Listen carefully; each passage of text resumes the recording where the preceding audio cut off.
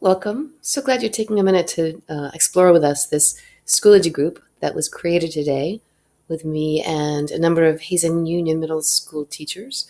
Our idea is to look at Schoology groups. So if you're here in your Schoology account and you do a drop down here, you can find public groups, or we can go ahead and create a group around a topic of interest.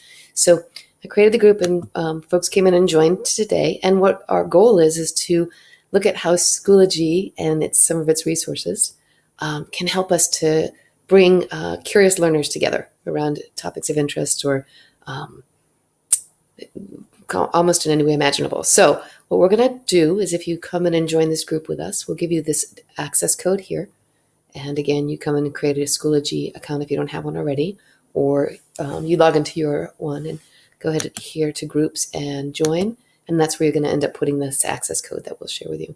So over to the left-hand side, these are these options within the Schoology. And so in groups itself, because this is outside of the course structure, you have updates. And I went ahead and did just a quick little video, because you know that when you post to Schoology, any of the updates, they're kind of like alerts, if you will. I can type and use this rich text editor, but I can also voice record here and webcam record.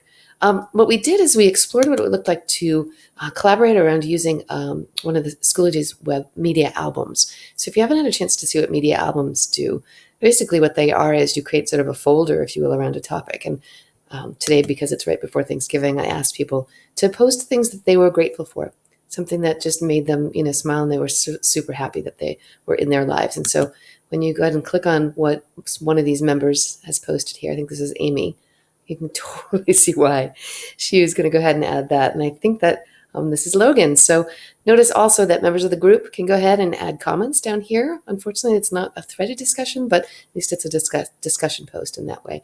And we also understood that we can tag photos, tag people, and change captions over here. So we can notify and alert other people when there have been comments or different things uploaded to the media albums.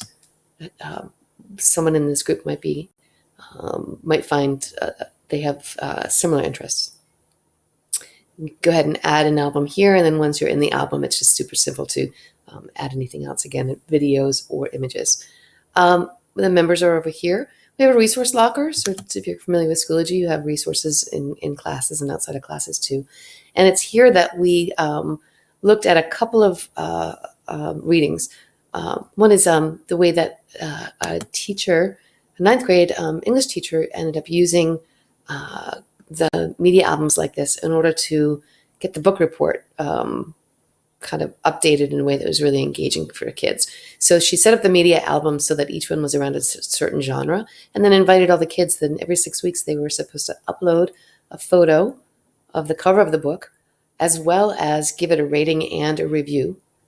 And here's the steps in that process.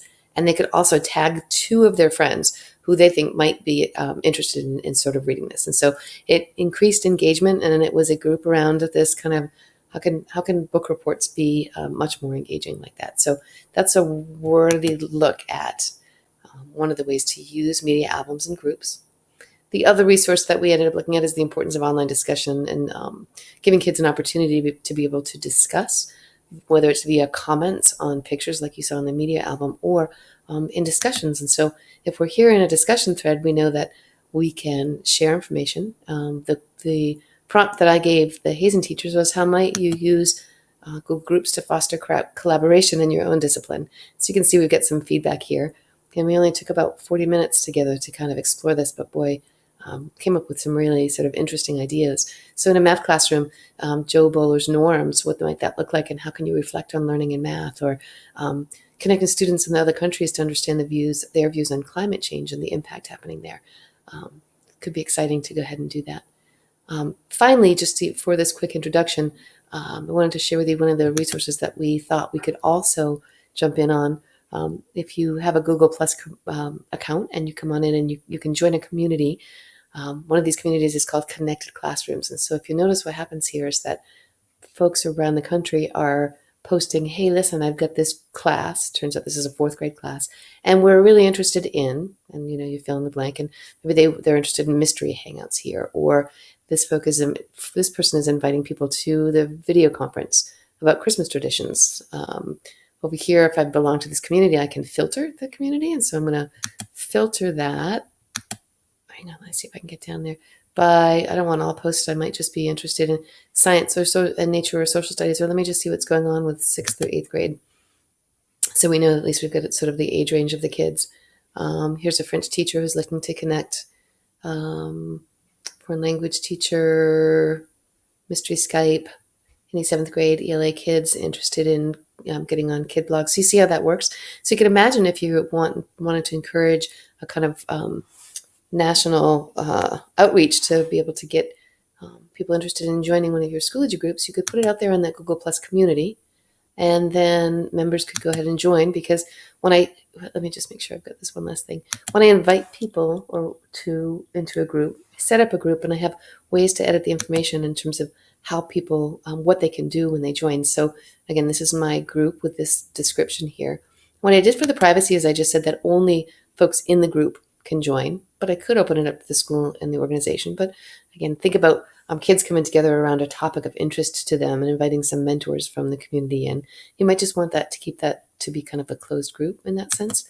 And then what can I do in terms of invite? I can open it to requests so people could search for it. It could be fully open. I like this invite only again because then we know who's contributing to this group in that sense. Okay, so I would love you to go ahead, not courses, I would love you to go ahead and think about joining our Explore collaboration group. And let's see what we can build. Super exciting. Thanks.